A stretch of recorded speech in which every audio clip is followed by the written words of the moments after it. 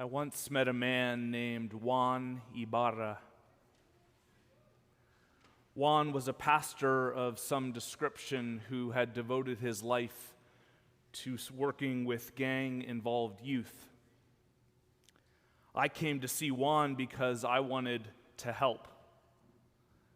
Fresh out of university with a pocket full of bright ideas, I was convinced of two things. One, that God was calling me to serve the poor, and two, that I needed to live out my faith in a tangible and concrete way. I'd moved into one of the roughest and most dangerous neighborhoods around. East Palo Alto had several years earlier had the ignominious claim of the highest per capita murder rate in the U.S. By day, I was a mediocre substitute teacher at the local high school. By night, I'd swing by Maria's Taqueria for $3 carne asada burritos. Someone told me about Juan. I went to see him and I told him that I wanted to help. He said to me, "I don't want your help." He went on to say that he called people like me drive-bys. Drive into the neighborhood, offer to help, get involved, start to build some relationships with some kids, but then stuff goes down and things get hard.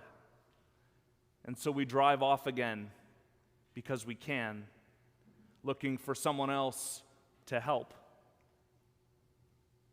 Juan called them drive-bys because the naive intentions and lack of staying power harmed people as reliably as a gun.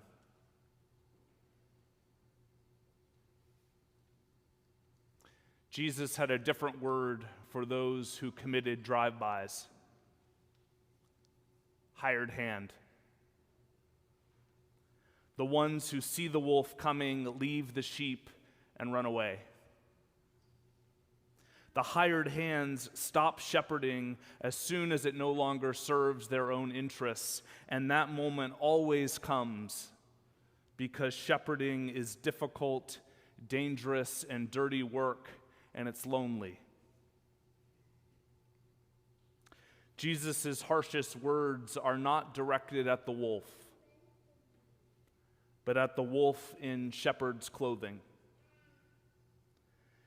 This entire story is directed toward the Pharisees, those religious leaders of every time and place who put principles before people. Jesus is telling them and us that God sees God's people and knows they're hurting. They're scattered and scared and liable to getting lost or wandering off. God's answer to the sheep isn't that more of them should really step up and be shepherds, for it is precisely the shepherds who are the problem. No, the sheep don't need more shepherds. They need to listen to the voice of the only one who is good. I am the good shepherd, Jesus declares. And in that one line, he declares himself to be both God and the promised Messiah, the one that they've been waiting for their whole life and they didn't even know it.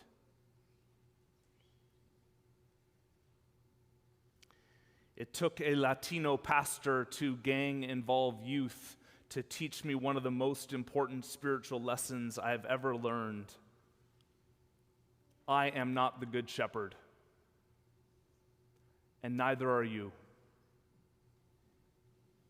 At our best and at our worst, we are the sheep. We mostly go where the others go, and we eat what's put in front of us, and it's the easiest thing in the world to find yourself in the middle of nowhere and think, now how did I get here? I am so grateful to be a sheep. and to know that the good shepherd job is already taken. For when we realize there's only one who is good, and that is God, we can focus on listening to that voice and being faithful to the ones that God has given us to be with. Then we might muster the courage to abandon our self-appointed identities as the good shepherd, the good partner, the good parent, the good student, the good kid, the good employee, the good person. In the field of God's grace, there are no good sheep or bad sheep.